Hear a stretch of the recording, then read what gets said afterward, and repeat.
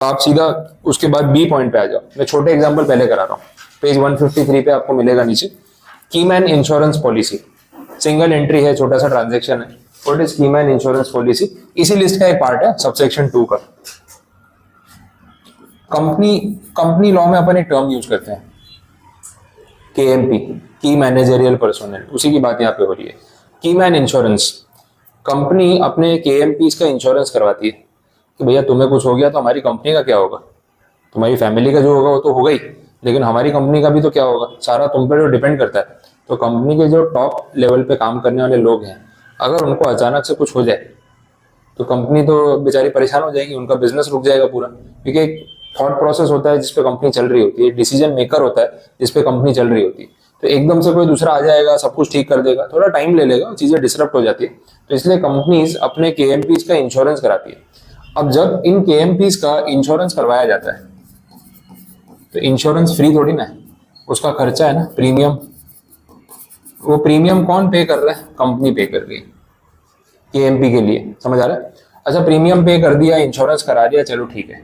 एक maturity value होती है। मैच्योरिटी वैल्यू मतलब इंश्योरेंस पॉलिसी जब मैच्योर हो जाएगी तो उसका पैसा किसको मिलेगा?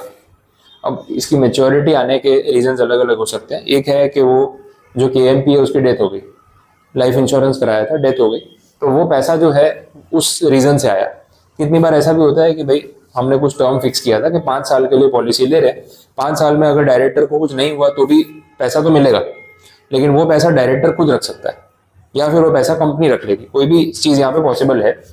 KMP का इंश्योरेंस करवाने पे जो मैच्योरिटी वैल्यू आती है, उस मैच्योरिटी वैल्यू की टैक्सेबिलिटी की बात यहाँ पे हो रही है कि भाई मैच्योरिटी वैल्यू टैक्सेबल कौन से हेड में होगी, जो भी पैसा मिलेगा। अब डिपेंड करता है पैसा मिलेगा किसको। इसके 3 ऑप्शन हैं। पहला ऑप्शन ये है, कंपनी को मिलेगा। कंपनी ने बोला भाई हमने अपनी सेफ्टी के लिए इसका इंश्योरेंस कराया था, अब अगर इसको कुछ हो गया तो पैसा तो हमें मिलना चाहिए ना, हमारा नुकसान कवर करने के लिए तो इसका इंश्योरेंस कराया था। तो फर्स्ट ऑप्शन है कि एम्प्लॉयर, ओनर, कंपनी मैच्योरिटी का पैसा लेके जाएगी, जो पॉलिसी में पहले से क्लियर किया होता है। दूसरा ऑप्शन ये है कि फैमिली को मिलेगा। किसकी फैमिली को? जो डायरेक्टर की डेथ हो गई उसकी फैमिली को, कि भाई ठीक है आपके फैमिली मेंबर है तो आप ही के लिए हमने पॉलिसी कराई थी, आप पैसे ले लो। तीसरा ऑप्शन है कि KMP खुद पैसा रिसीव करेगा।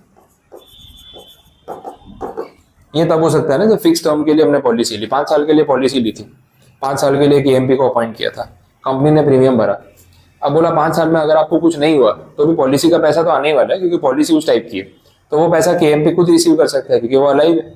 अगर उसकी डेथ हो गई तो फैमिली को मिलेगा, और अगर कंपनी बोलती है प्रीमियम हमने भरा है, पैसा हमें मिलेगा, तो वो तीसरा ऑप्शन भी हो सकता है।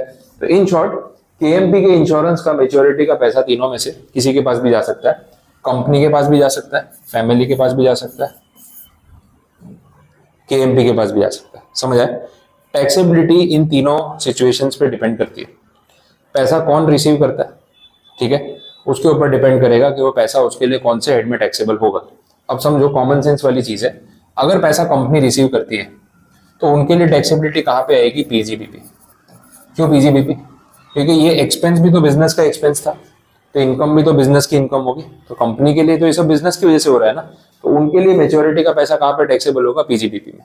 दूसरा, अगर फैमिली रिसीव करती है तो देखो फैमिली ना कंपनी से जुड़ी हुई है, ना फैमिली कंपनी में काम कर रही है, तो ना वो ओनर है ना एम्प्लॉय है, तो उनके लिए कौन सा हेड बचता है? अदर सोर्सेस, जिसकी हम बात यहाँ पे कर रहे हैं।